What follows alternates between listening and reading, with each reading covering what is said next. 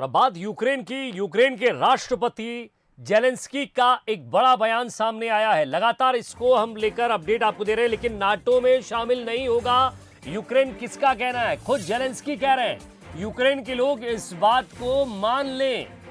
यह जेलेंस्की ने कहा है। 20वें दिन भी लगातार युद्ध जारी है और अब जाकर यह बात सामने आ रही है। इजराइल की मध्यस्थता में बातचीत शुरू हो सकती है रूस और यूक्रेन के राष्ट्रपति के बीच, और इसके संकेत पहले भी लगातार 2-3 दिन से आ रहे थे कि इजराइल के राष्ट्रपति इसमें बीच में हस्तक्षेप कर सकते हैं। ये 20वां दिन है। अलग अलग शहर लगातार बमबार्डिंग से परेशान थे, लोग डरे हुए थे, सहमे हुए थे, कई बिल्डिंगें ध्वस्त हो चुकी है। और अब खबर ये मिल रही है कि नाटो का सदस्य नहीं बनेगा यूक्रेन, ये जेलेंस्की कह रहे हैं, और अपने देश के लोगों को ये समझाने की कोशिश भी कर रहे हैं कि हम नाटो में नहीं शामिल होंगे।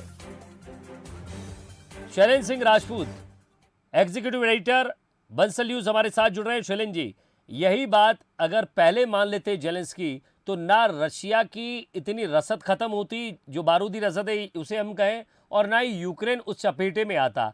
आसपास के देशों ने, या ये कहें कि अमेरिका के उस उकसावे में या बाकी देशों के उकसावे में उन लोगों की जानें चली गई जो बेकसूर थे, जिन्हें ना तो नाटो से मतलब था न रशिया से। देखिए विजय, बिल्कुल यही एक सबसे बड़ी वजह थी जिसके कारण जंग छिड़ी। रशिया को सबसे बड़ी आपत्ति यही थी कि यूक्रेन नाटो में शामिल ना हो, क्योंकि नाटो में अगर वो शामिल होता है तो रशिया की बॉर्डर पे उसका दुश्मन आ जाएगा। तो यही बड़ी वजह थी रशिया का यूक्रेन पे हमला करने की, सबसे बड़ी वजह यह थी। लेकिन विजय, इसको कल जो एक खबर आई थी, जो हमने भी दिखाई थी, कि इजराइल की मध्यस्थता में दोनों देशों के राष्ट्रपति के बीच बातचीत लगभग तय है। यरूशलेम में ये बातचीत हो सकती है। तो बातचीत के पहले एक माहौल बनाने की कोशिश है, सकारात्मक माहौल बनाने की कोशिश है। लेकिन ये 20वें दिन बहुत ही अच्छी खबर कहा जा सकता है इसको, और ये इस बात की भी पुष्टि होती है कि अब कहीं ना कहीं एक प्लेटफॉर्म है जिसपे बातचीत हो रही है और ये सकारात्मक दिशा में बढ़ रही है। हालांकि अगर बैटलफील्ड की बात की जाए तो आज कीव के और नजदीक पहुंच गई है रशिया की फोर्स। तो निश्चित रूप से यूक्रेन पे लगातार दबाव तो बढ़ा ही है, क्योंकि अगर कीव पर कब्जा हो जाता है रूस का तो यूक्रेन के पास कुछ बचेगा नहीं। तो ये भी एक वजह है कि उसको कब्जे से पहले जेलेंस्की ने ये जेस्चर पेश किया है, पॉजिटिव जेस्चर पेश किया है। और इस बातचीत अगर शुरू हो जाती है और रशिया की फोर्सें जहां है वहीं रुक जाती है, तो ये एक बड़ी अच्छी बात होगी। शैलेंद्र जी, एक बात समझ में नहीं आई यहाँ। नाटो पहले ही पल्ला झाड़ चुका था, लगभग 4 मार्च के आसपास वो कह चुका था कि हम आपके लिए जंग नहीं लड़ेंगे। तो फिर यूक्रेन नाटो में शामिल नहीं होने का आज किस तरह से बयान दे रहा है? जेलेंस्की किस तरह से कह रहे हैं कि हम नाटो में शामिल नहीं होंगे?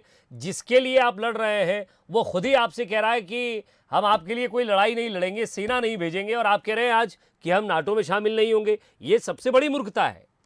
नहीं, देखिए, बयानबाजी और हकीकत में जब जंग होती है तो एक प्रोपेगेंडा बार चलता है, बयानों के मतलब बहुत सारे निकाले जाते हैं और फील्ड पे जो होता है वो अलग होता है। देखिए, आपने पिछले 3-4 दिनों में जो देखा होगा, खासतौर से अमेरिका की तरफ से जिस तरह के इनिशिएट लिए जा रहे थे, उसने 12,000 की फोर्स भेजी जो बॉर्डर के देश हैं यूक्रेन के वहां, और कल 15,000 करोड़ रुपए की मदद की बात की थी। तो ये एक गलत दिशा में लड़ाई जा रही थी, और यूक्रेन को 20 दिन में ये समझ में तो आ ही चुका है कि वो कहीं ना कहीं मोहरा बना है पश्चिमी देशों का।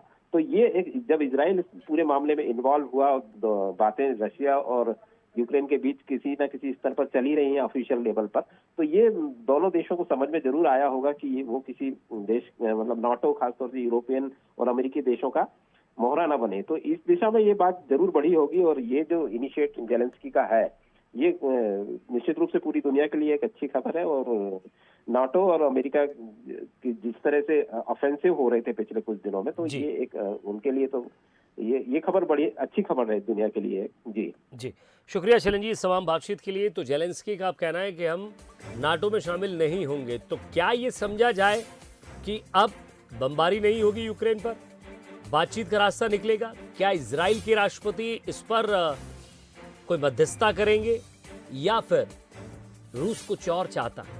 लगातार नजर बनी रहेगी, अपडेट आपको देते रहेंगे।